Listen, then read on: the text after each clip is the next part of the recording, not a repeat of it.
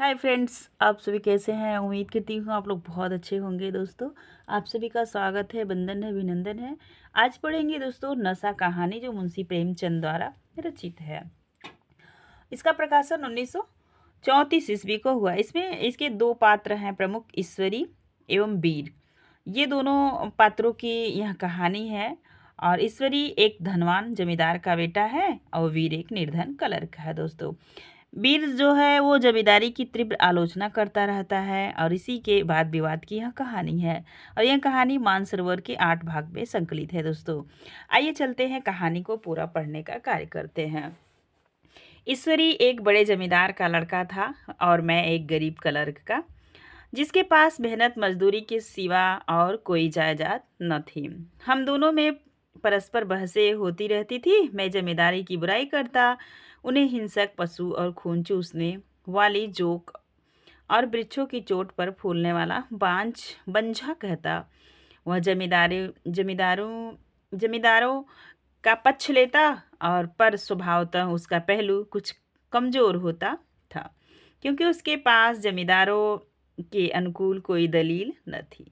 वह कहता कि सभी मनुष्य बराबर नहीं होते, छोटे बड़े हमेशा होते रहते हैं और होते रहेंगे। लचर दलील थी, किसी मानुषिक या नैतिक नियम से इस व्यवस्था का औचित्य सिद्ध करना कठिन था। मैं इस वाद विवाद की गर्मी गर्मी में अक्सर तेज हो जाता और लगने वाली बात कह जाता, लेकिन ईश्वरी हार कर भी मुस्कुराता रहता था। मैंने उसे कभी गर्म होते नहीं देखा। शायद इसका कारण यह था कि वह अपने पक्ष की कमजोरी समझता था। नौकरों से वह सीधे मुंह बात नहीं करता था। अमीरों में जो एक बेदर्दी और उदारता होती है, उसमें उसे भी प्रचुर भाग मिला था। नौकर ने बिस्तर लगाने में जरा भी देर की, दूध जरूरत से ज़्यादा गर्म या ठंडा हुआ, साइकिल अच्छी तरह साफ न हुई तो वह आपे से बाहर हो जाता। सुस्ती या बदतमीजी उसे जरा भी बर्दाश्त न थी, पर दोस्तों से और विशेष मुझसे उसका व्यवहार सौहार्द और नम्रता से भरा हुआ होता था। शायद उसकी जगह मैं होता तो मुझ में भी वही कठोरता पैदा हो जाती जो उसमें थी, क्योंकि मेरा मेरा लोक प्रेम सिद्धांतों पर नहीं, निजी दशाओं पर टिका हुआ था। लेकिन वह मेरी जगह होकर भी शायद अमीर ही रहता, क्योंकि वह प्रकृति से ही विलासी और ऐश्वर्य प्रिय था। अब की दशहरे की छुट्टियों में मैंने निश्चय किया कि घर न जाऊंगा। मेरे पास किराए के लिए रुपए न थे और घर वालों को तकलीफ देना चाहता था और न घर वालों को तकलीफ देना चाहता था। मैं जानता हूँ मुझे जो कुछ देते हैं वह उनकी हैसियत से बहुत ज़्यादा है। उसके लिए उसके साथ ही परीक्षा का ख्याल था। अभी बहुत कुछ पढ़ना है। बोर्डिंग हाउस में भूत की तरह अकेले पड़े रहने को भी जीना चाहता था। इसलिए जब ईश्वरी ने मुझे अपने घर का न्योता दिया तो मैं बिना आग्रह से राजी हो गया। ईश्वरी के साथ परीक्षा की तैयारी खूब हो जाएगी। वह अमीर होकर भी मेहनती और ज़हीन है। उस उसने उस उसने इसके साथ ही कहा, लेकिन भाई एक बात ख्याल रखना, वहाँ अगर जमींदारों की निंदा की तो मुआमिला बिगड़ जाएगा और मेरे घर वालों को बुरा लगेगा। वह लोग तो असामियों पर इसी दावे से शासन करते हैं कि ईश्वर ने असामियों को उनकी सेवा के लिए ही पैदा किया है। असामी भी यही समझता है। अगर उसे सुझा दिया जाए कि जमींदारी और असामी में कोई मौलिक भेद नहीं है तो जमींदारी का कहीं पता न लगे। मैंने कहा, तो क्या तुम समझते हो कि मैं वहां जाकर कुछ और हो जाऊंगा? हाँ, मैं तो यही समझता हूँ। तुम गलत समझते हो। ईश्वरी ने इसका कोई जवाब न दिया। कदाचित उसने इस मुआ मुआमले को मेरे विवेक पर छोड़ दिया और बहुत अच्छा किया। अगर वह अपनी बात पर अड़ता तो मैं भी जिद पकड़ लेता। सेकंड क्लास सेकंड क्लास तो क्या, मैंने कभी इंटर क्लास में भी सफ़र न किया था। अब की सेकंड क्लास में सफ़र का सौभाग्य प्राप्त हुआ। गाड़ी तो 9 बजे रात को आती थी, पर यात्रा के हर्ष में हम शाम को स्टेशन जा पहुँचे। कुछ देर इधर उधर सैर करने के बाद रिफ्रेशमेंट रूम में जाकर हम लोगों ने भोजन किया। मेरी वेशभूषा और रंग ढंग से पारखी कानसामों को यह पहचानने में देर न लगी कि मालिक कौन है और पिछलग्गू कौन। लेकिन न जाने क्यों मुझे उनकी गुस्ताखी बुरी लग रही थी। पैसे ईश्वरी की जेब से गए। शायद मेरे पिता को जो वेतन मिलता है उससे ज़्यादा इन खानसामों को इकराम में मिल जाता हो। एक अठन्नी तो चलते समय ईश्वरी ही ने दी, फिर भी मैं उन सबों से उसी तत्परता और विनय की अपेक्षा करता था जिससे वे ईश्वरी की सेवा कर रहे थे। ईश्वरी के हुक्म पर सब के सब दौड़ते हैं, लेकिन मैं कोई चीज़ मांगता हूँ तो उतना उत्साह नहीं दिखाते। मुझे भोजन में कुछ स्वाद न मिला। यह भेद मेरे ध्यान को संपूर्ण रूप से अपनी ओर खींचे हुए था। गाड़ी आई, हम दोनों सवार हुए। खानसामों ने ईश्वरी को सलाम किया, मेरी ओर देखा भी नहीं। ईश्वरी ने कहा, कितने तमीज़दार हैं ये सब। एक हमारे नौकर हैं कि कोई काम करने का ढंग नहीं। मैंने खट्टे मन से कहा, इसी तरह अगर तुम अपने नौकरों को भी 8 आने रोज इनाम दिया करो तो शायद इनसे ज़्यादा तमीज़दार हो जाएंगे। तो क्या तुम समझते हो यह सब केवल इनाम के लालच से इतना अदब करते हैं? जी नहीं, कदाप नहीं। तमीज़ और अदब तो इनके रक्त में मिल गया है। गाड़ी चली, डाक थी, प्रयाग से चली तो प्रतापगढ़ जाकर रुकी। एक आदमी ने हमारा कमरा खोला। मैं तुरंत चिल्ला उठा, दूसरा दर्जा है, सेकंड क्लास है। उस मुसाफिर ने डिब्बे के अंदर आकर मेरी ओर एक विचित्र उपेक्षा की दृष्टि से देखकर कहा, जी हाँ सेवक, इतना समझता हूँ, और बीच वाले बर्थ पर बैठ गया। मुझे कितनी लज्जा आई कह नहीं सकता। भोर होते होते हम लोग मुरादाबाद पहुँचे। स्टेशन पर कई आदमी सवार स्वागत करने के लिए खड़े थे। 2 भद्र पुरुष थे, 5 बेकारों ने हमारा लगेज उठाया। दोनों भद्र पुरुष पीछे पीछे चले। एक मुसलमान था, रियासत अली, दूसरा ब्राह्मण था, राम हरख। दोस्तों, पात्रों को याद रखिएगा। दोनों ने मेरी ओर अपरिचित नेत्रों से देखा, मानो कह रहे हों, तुम कौवे होकर हंस के साथ कैसे? रियासत अली ने ईश्वरी से पूछा यह बाबू साहब क्या आपके साथ पढ़ते हैं? ईश्वरी ने जवाब दिया, हाँ, साथ पढ़ते भी हैं और साथ रहते भी हैं। यूँ कहिए कि आप ही की बदौलत मैं इलाहाबाद पड़ा हुआ हूँ, नहीं कब का लखनऊ चला आया होता। अब कि मैं इन्हें घसीट लाया। इनके घर से कई तार आ चुके थे, मगर मैंने इनकारी जवाब दिलवा दिए। आखिर तार तो अर्जेंट था, जिसकी फीस 4 आने प्रति शब्द है, पर यहाँ से भी उसका जवाब इनकारी ही गया। दोनों सज्जनों ने मेरी ओर चकित नेत्रों से देखा, आतंकित हो जाने की चेष्टा करते जान पड़े। रियासत अली ने अर्धशंका के स्वर में कहा, लेकिन आप बड़े सादे लिबास में रहते हैं। ईश्वरी ने शंका निवारण की, महात्मा गांधी के भक्त हैं साहब, खद्दर के सिवा कुछ पहनते ही नहीं, पुराने सारे कपड़े जला डाले। यूँ कहो कि राजा हैं, 2.5 लाख सालाना की रियासत है, पर आपकी सूरत देखो तो मालूम होता है अभी अनाथालय से पकड़ कर आए हैं। राम हरख बोले, अमीरों का ऐसा स्वभाव बहुत कम देखने में आता है, कोई भाप ही नहीं सकता। रियासत अली ने समर्थन किया, आपने महाराजा चांगली को देखा होता तो दांतों तले उंगली दबाते। एक गाढ़े की मिर्जई और चमरौधे जूते पहने बाजार में घूमा करते थे। सुनते हैं एक बार बेगार में पकड़े गए थे और उन्हीं ने 10 लाख से कॉलेज खोल दिया। मैं मन में कटा जा रहा था, पर न जाने क्या बात थी कि यह सफ़ेद झूठ उस वक्त मुझे हास्यास्पद न जान पड़ा। उसके प्रत्येक वाक्य के साथ मानो मैं उस कल्पित वैभव के समीपतर आता जाता था। मैं सहस्वार नहीं हूँ। हाँ, लड़कपन में कई बार लट्टू घोड़ों पर सवार हुआ हूँ। यहाँ देखा तो 2 कला रास घोड़े हमारे लिए तैयार खड़े थे। मेरी तो जान ही निकल गई। सवार तो हुआ, पर बोटियाँ काँप रही थी। मैंने चेहरे पर सिकन न पड़ने दिया। घोड़े को ईश्वरी के पीछे डाल दिया। खैरियत यह हुई कि ईश्वरी ने घोड़े को तेज न किया, वरना शायद मैं हाथ पैर तुड़वा कर लौटता। संभव है ईश्वरी ने समझा लिया हो कि यह कितने पानी में है।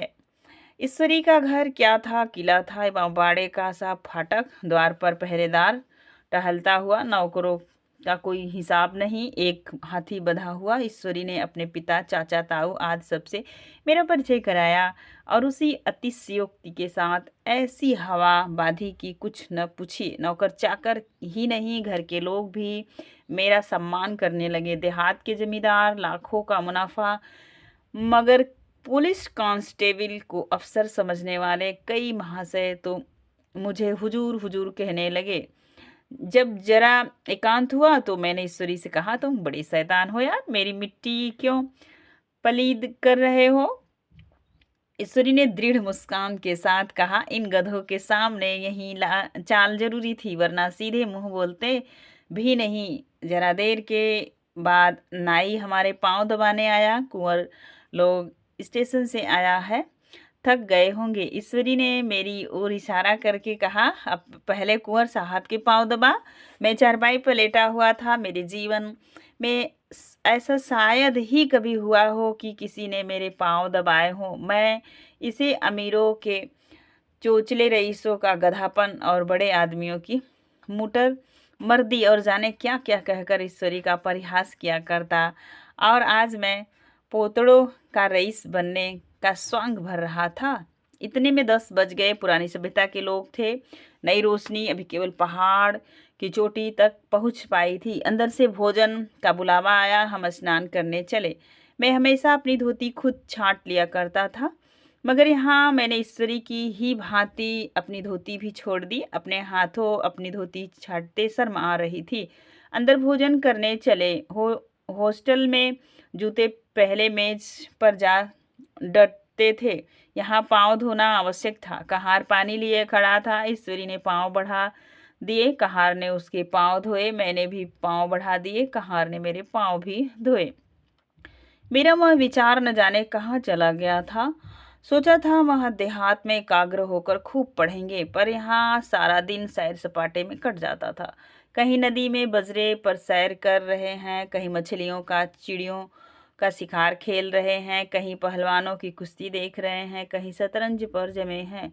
ईश्वरी खूब अंडे मंगवाता और कमरे में स्टोव पर आमलेट बनते। नौकरों का एक जत्था हमेशा घेरे रहता। अपने हाथ पांव हिलाने की कोई ज़रूरत नहीं, केवल जबान हिला देना काफ़ी है। नहाने बैठो तो आदमी नहलाने को हाजिर, लेटो तो आदमी पंखा चलने को खड़े। मैं महात्मा गांधी का कुंवर चेला मशहूर था। भीतर से बाहर तक मेरी धाक थी। नाश्ते में जरा भी देर न होने पाए, कहीं कुंवर साहब नाराज न हो जाए, बिछावन ठीक समय पर लग जाए। कुंवर साहब के सोने का समय आ गया। मैं ईश्वरी से भी ज़्यादा नाजुक दिमाग बन गया था, या बनने पर मजबूर किया गया था। ईश्वरी अपने हाथ से बिस्तर बिछा बिछा ले, लेकिन कुंवर मेहमान अपने हाथों से कैसे अपना बिछावन बिछा सकते हैं?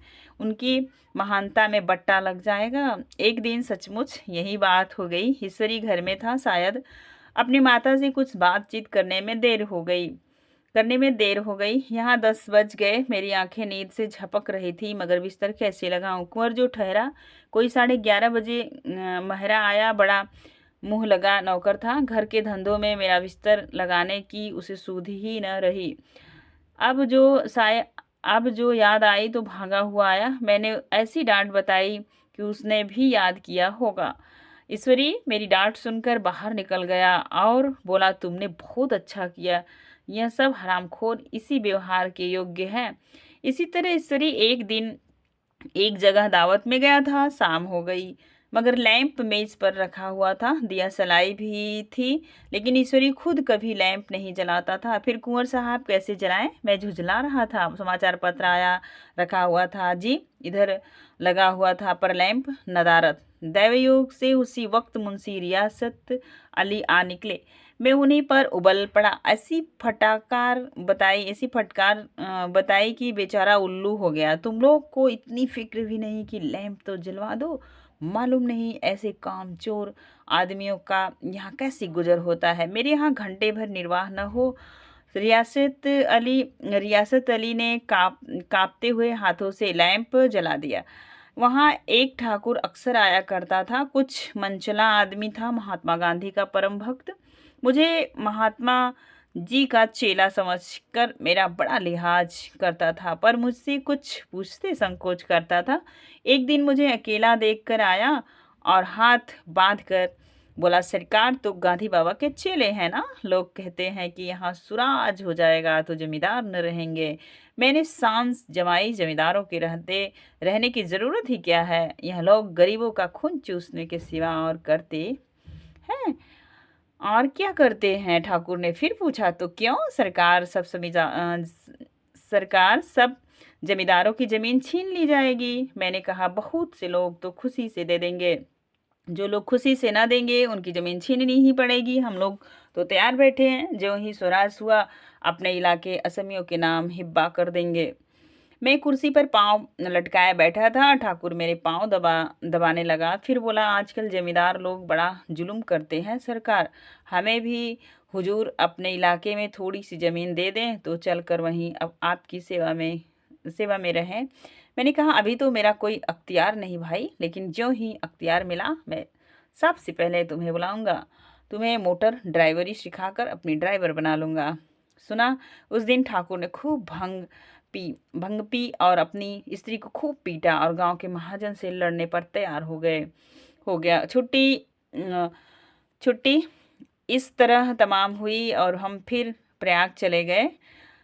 गांव के बहुत से लोग हम लोगों को पहुंचाने आए। ठाकुर तो हमारे साथ स्टेशन तक आया। मैंने भी अपना पार्ट खूब सफाई से खूब सफाई से खेला और अपनी कुबेरोचित विनय और देवत्व की मुहर हर एक हृदय पर लगा दी।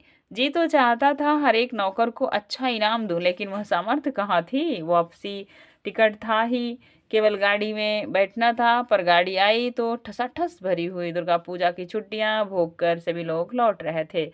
सेकेंड क्लास में तिल रखने की जगह नहीं। इंटर क्लास की हालत सबसे भी बदतर। यहाँ आखिर गाड़ी थी, किसी तरह रुक न सकते थे। वहीं बड़ी मुश्किल से तीसरे दर्जे में जगह मिली। हमारे ऐश्वर ने वहाँ अपना रंग जमा लिया, मगर मुझे उसमें बैठना बुरा लग रहा था। आए थे आराम से, लेटे लेटे जा रहे थे, सिकुड़ते हुए।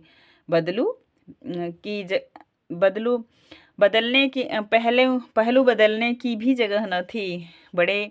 कई आदमी पढ़े लिखे भी थे। वे आपस में अंग्रेजी राज्य की तारीफ करते जा रहे थे।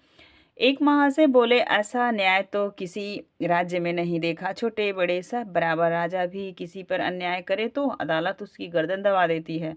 दूसरे सज्जन ने समर्थन किया, अरे साहब, आप खुद बादशाह पर दावा कर सकते हैं, अदालत में बादशाह पर डिग्री हो जाती है। एक आदमी जिसकी पीठ पर बड़ा गट्ठर बंधा था, कलकत्ते जा रहा था। कहीं गठरी रखने की जगह ना मिलती थी, पीठ पर बांधे हुए था। इससे बेचैन होकर बार बार द्वार पर खड़ा हो जाता था। मैं द्वार के पास ही बैठा हुआ था। उसका बार बार आकर मेरे मुंह को अपनी गठरी से रगड़ना मुझे बहुत बुरा लग रहा था। एक तो हवा यूं ही कम थी, दूसरे उस गंवार का आकर मेरे मुंह पर खड़ा हो जाना मानो मेरा गला दबाना था। मैं कुछ देर तक जब्त किए बैठा रहा। एकाएक मुझे क्रोध आ गया। मैंने उसे पकड़कर पीछे ठेल दिया और 2 तमाचे जोर जोर से लगाए। उसने आंखें निकाल कर कहा, क्यों मारते हो बाबूजी, हमने भी किराया दिया है। मैंने उठकर 2-3 तमाचे और जड़ दिए। गाड़ी में तूफान आ गया। चारों ओर से मुझ पर बौछार पड़ने लगी। अगर इतने नाजुक मिजाज हो तो अव्वल दर्जे में क्यों नहीं बैठे? कोई बड़ा आदमी होगा तो अपने घर का होगा, मुझे इस तरह मारते तो दिखा देता। क्या कसूर किया था बेचारे ने? गाड़ी में सांस लेने की जगह नहीं, खिड़की पर जरा सांस लेने खड़ा हो गया तो उस पर इतना क्रोध? अमीर होकर क्या आदमी अपनी इंसानियत बिल्कुल खो देता है? यह भी अंग्रेजी राज है जिसका आप बयान कर रहे थे? एक ग्रामीण बोला, दफ्तर माँ घुसन तो पावत नहीं और मिजाज। तो ये रहा दोस्तों मुंशी प्रेमचंद की यह कहानी। और मिजाज फिर उतरा हुआ मालूम होता था। तो अब वही जब उसने बोल दिया, उसके बाद जो है कि वीर तुम कितने मूर्ख हो, और मेरा नशा अब कुछ-कुछ उतरता हुआ मालूम होता था। कहानी यहीं पे समाप्त हो जाती है। मानसरोवर के भाग 1 में यह कहानी संकलित है दोस्तों। लेखक प्रेमचंद ही हैं। कहानी कैसी लगी कमेंट के माध्यम से ज़रूर बताइएगा। धन्यवाद।